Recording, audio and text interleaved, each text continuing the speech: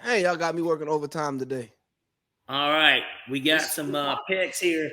I know the people have been begging for it, so um, now we're going to go ahead and do a Final Four edition of the picks, and we're going to also throw in the NIT. That way, we can make it a complete 6-pack. Nobody wants a 4-pack. You know, you typically only get that 4-pack of beer when high IPAs, 8% high. higher. Yeah, exactly. It's got a high alcohol content.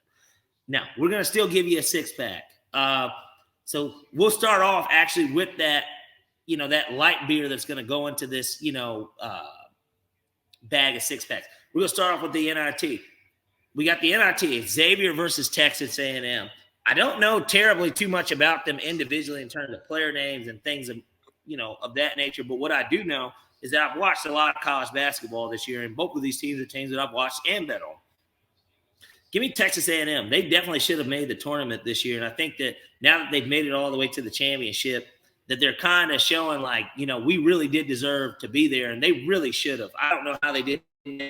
They lost to Tennessee in the SEC championship game, and they were pretty damn good down the stretch, and they certainly showed it in the tournament, knocking off Auburn.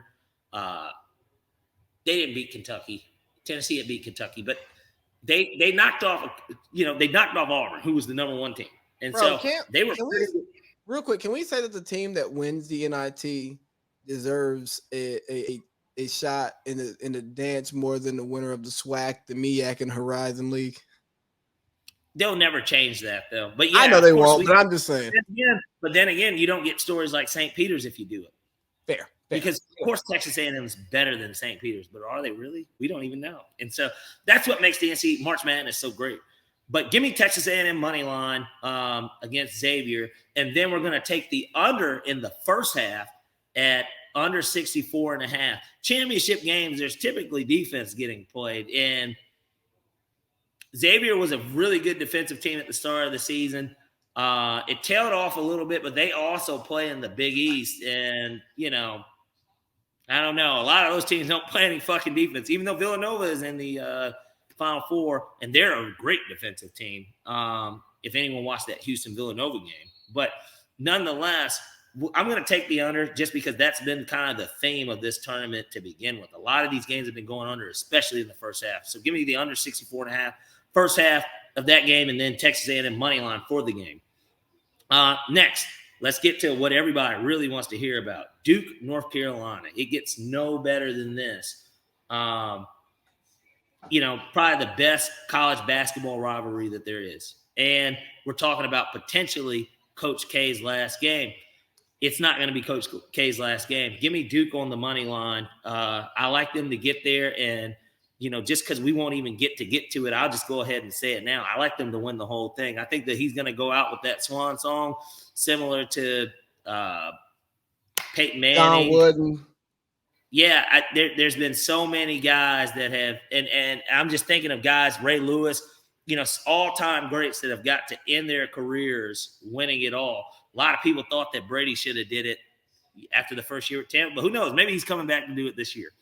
Now that he's got Todd Bowles as his coach, it sounds like he might be a little if Todd Bowles gets a Super Bowl this year, I'm good. I support black coaches when the Super Bowl. Is Brady stop? Is can he go home to his hot wife or not? I mean, these are questions that he answers. Hey, look on everything in a relationship, guys. All right, give me Duke money line, and then we're gonna also, similar to the NIT championship, we're gonna go ahead and do the first half over at 71 for Duke, North Carolina. Both of their games have been high scoring. Both teams can score.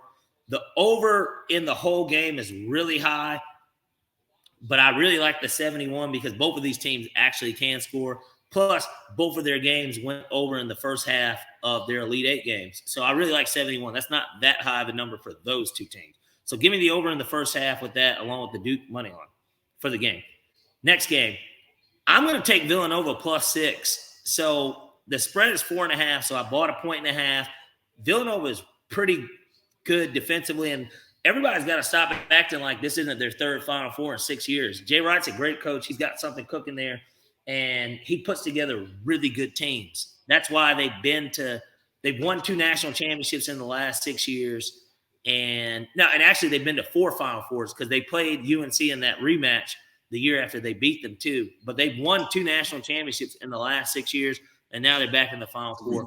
They've been very good. Give me +6. Even though I kind of like Kansas to win, I definitely think that game is going to be a last shot type of game because that's just how this stuff goes. So give me +6, buying a 1.5, and then we're going to take over 133 just because I'm of the belief that this game probably can go into overtime. As much as I like Villanova's defense, Kansas is a juggernaut offensively too. They do score a lot of points.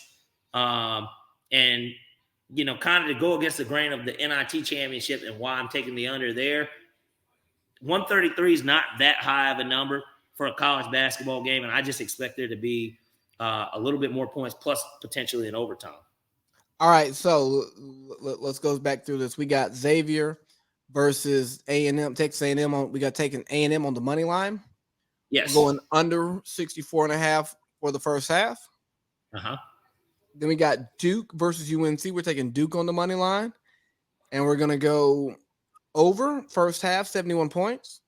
Then we got Nova +6. We're going to buy a 1.5. And we're going to go over 133 for the game. You got it.